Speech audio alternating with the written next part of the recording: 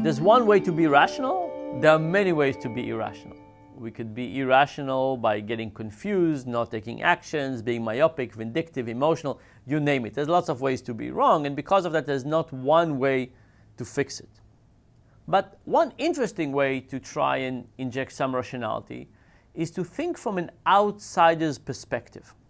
So here's what happens. When you think about your own life, you're trapped within your own perspective. You're trapped within your own emotions and feelings and so on. But if you give advice to somebody else, all of a sudden you're not trapped within that emotional combination, mishmash, complexity, and you can give advice that is more forward-looking and not so specific to the emotions. So one idea is to basically ask people for advice. So if you're falling in love with some person, a good advice is to go to your mother and say, "Mother, what do you think about the long-term compatibility of that person?" You're infatuated, right? When you're infatuated, you're not able to see things 3 months down the road. You're saying, "I'm infatuated, I'll stay infatuated forever, this will never go away." Your mother, being an outsider, is not infatuated, and she could probably look at things like long-term compatibility and so on. But there's other ways to do it, which is not to be advisors to other people, but to be advisors for ourselves.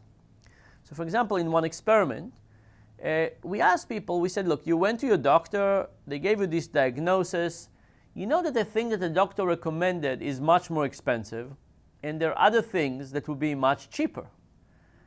Would you go for second opinion? And people say, no.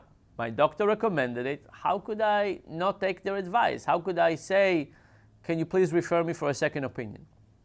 Then we asked another group. We said, here's the situation. If this happened to your friend, would you recommend that they go for second opinion? People said, absolutely. How could you not go for second opinion? So one idea is to try and get ourselves from an outside perspective. You look at the situation, and then you say to yourself, if this was about somebody else, somebody I love and care about, and they were in this situation, what would I advise them?